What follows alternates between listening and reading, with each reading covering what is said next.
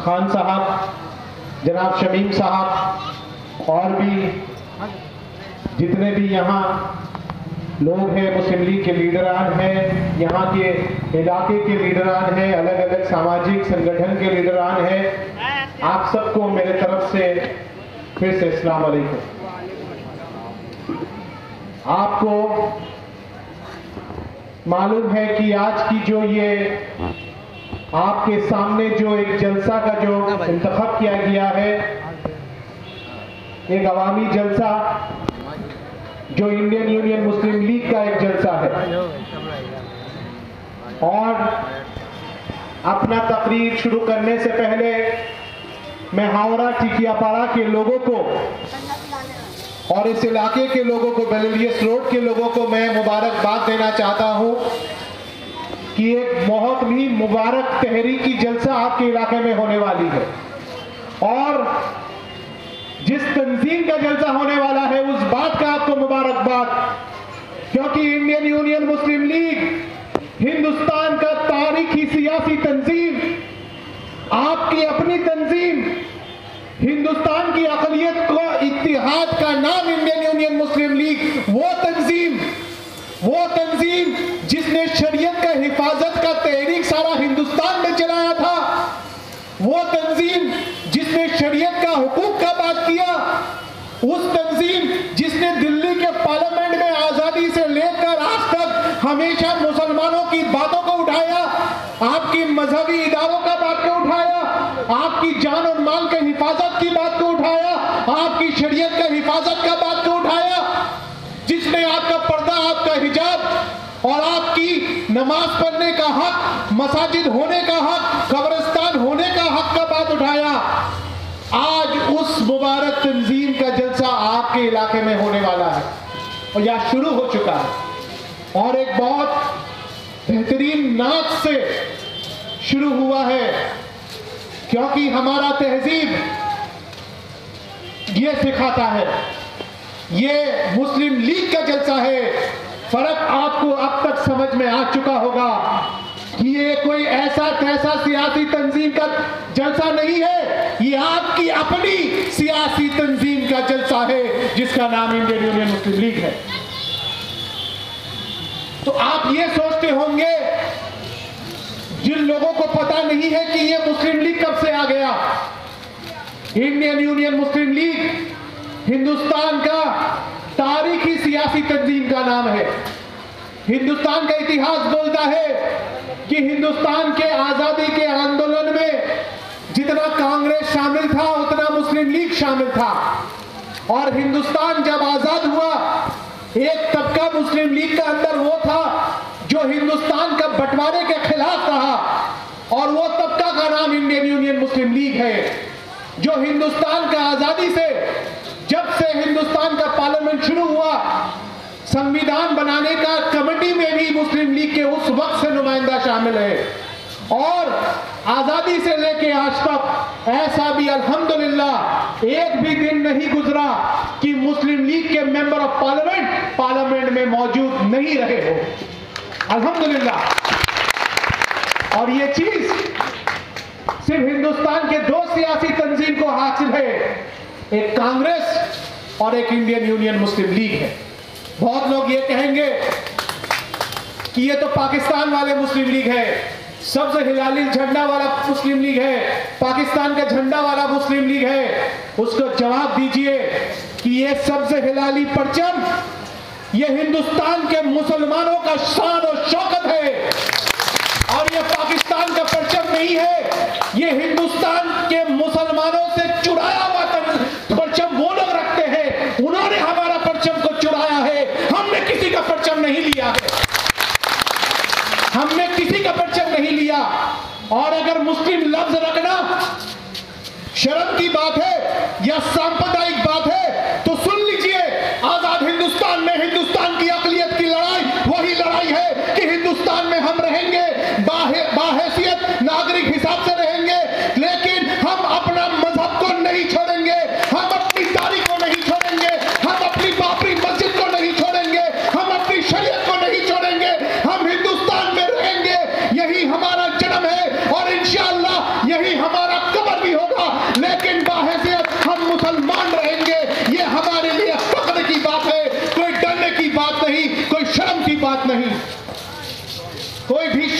बात नहीं, ये यही मुस्लिम लीग का जो आज मुबारक जलसा आपके इलाके में हो रहा है। मैं आपसे कहता हूं, आज आप हिंदुस्तान का मंजर देख लीजिए। 2 दिन पहले एक मदरसे में पढ़ने वाला बच्चा, आपके इलाकों में भी मदरसे हैं, आपके घरों में भी बहुत ऐसे बच्चे हैं जो मदरसों में पढ़ता है। वैसा ही एक बच्चा मोहम्मद अजीम, 8 साल का छोटा बच्चा, वो अपना मदरसा का बाहर गया था खेलने के लिए, उसको पीट पीट के मार दिया गया। कहां मारा गया? दिल्ली के सरजमीन में मारा गया। कहां मारा गया? जहां से महज 15 किलोमीटर दूर हिंदुस्तान का वजीर आजम रहता है, जिस जगह से महज 10 किलोमीटर दूर हिंदुस्तान का होम मिनिस्टर रहता है। कहां मारा गया? जहां से 7 किलोमीटर दूर दिल्ली का वजीर आला अरविंद केजरीवाल रहता है।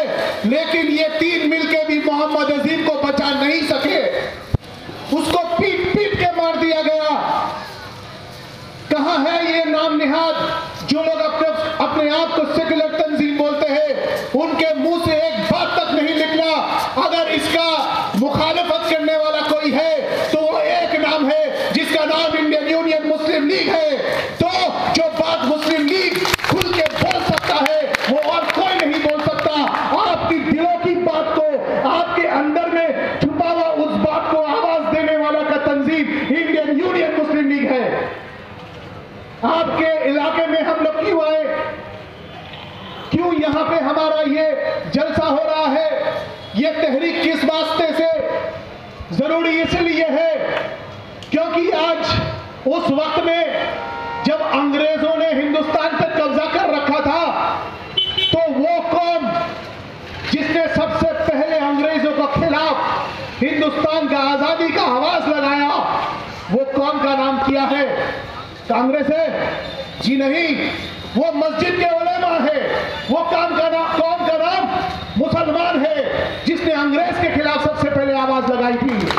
यहां तक कि हमारे उलेमाओं ने फतवा तक दिया था कि हमारे बच्चे अंग्रेजी नहीं पढ़ेंगे क्योंकि अंग्रेज हमारे मुल्क पे कब्जा कर रखे हैं। तो उलेमाओं से कहा गया कि अगर तुम्हारे बच्चे अंग्रेजी नहीं पढ़ेंगे तो उनको नौकरी नहीं मिलेगी। उलेमाओं ने कहा कि हमारा दीन सिखाता है कि मुल्क की मोहब्बत ईमान का हिस्सा है। जो मुल्क की हिफाजत में अपना जान गंवाया, उसको शहीद का दर्जा मिला। मेरे लिए मेरा मुल्क अजीम है। मेरे बच्चे को नौकरी मिले ना मिले, मेरा मुल्क को आजादी मिले, यही हमारा ख्वाब है, यही हमारा मकसद है। और इसका सजा भी उलेमाओं को मिला। तारीख हिंदुस्तान का यह कहता है कि दिल्ली से लेकर लाहौर तक एक भी पेड़ नहीं था जहां उलेमाओं के लाशों को वहां बांध कर उनके गला में रस्सी लगा के उनका जीता जागता लाश को खड़ा नहीं किया गया। एक ऐसा पेड़ नहीं था दिल्ली से लाहौर तक। उलेमाओं को वो सजा मिला, लेकिन हिंदुस्तान के मुसलमानों का आजादी का तहरीक वो घटा नहीं, वो खत्म नहीं हुआ, वो और मजबूत और ताकतवर होता रहा। इतना ताकतवर हुआ कि साउथ अफ्रीका से गांधी जी भी चले आए खिलाफत आंदोलन का साथ देने के लिए। गांधी जी ने कहा उस वक्त में कि हिंदुस्तान का 3 आजादी का नारा है, एक हिंदू मुस्लिम एक हो, दूसरा नारा आजाद हिंद और तीसरा नारा नारा तकबीर, अल्लाहू अकबर। ये नारा खुद महात्मा गांधी जी ने कहा है, ये हिंदुस्तान का आजादी का नारा है। अल्हम्दुलिल्लाह मुस्लिम लीग का भी नारा है, नारा तकबीर, अल्लाहू अकबर का नारा है। और अगर कुछ लोग कहे कि ये कम्युनल नारा है, ये सांप्रदायिक नारा है, ये नफरत वाला नारा है, उन नालायकों से आप कह दीजिए कि महात्मा गांधी ने खिलाफत के आंदोलन में मौलाना शौकत अली और मौलाना जौहर अली को खड़ा करके खुद अल्लाहू अकबर का नारा लगाए थे, खुद अल्लाहू अकबर का नारा लगाए थे। ये बात मैं नहीं कह रहा, ये बात हिंदुस्तान का तारीख, हिंदुस्तान का हिस्ट्री कह रहा है। तो आज अगर ये भाजपा संगीत समझते हैं कि जुनैद का शहादत से, मोहम्मद अजीम का शहादत से हिंदुस्तान का मुसलमान घबरा जाएंगे, मुल्क छोड़ के पाकिस्तान चले जाएंगे या बांग्लादेश चले जाएंगे, या कोई नालायक अमित शाह या दीपक घोष को भेजकर, की नाम है बीजेपी राज्य सभापति दिलीप घोष को भिजवाकर वो मुसलमानों को डराएंगे, धमकाएंगे। कान खुल के सुन ले भाजपा, जितना असीम का जान जाएगा मुसलमान उतना असीम पैदा करेगा।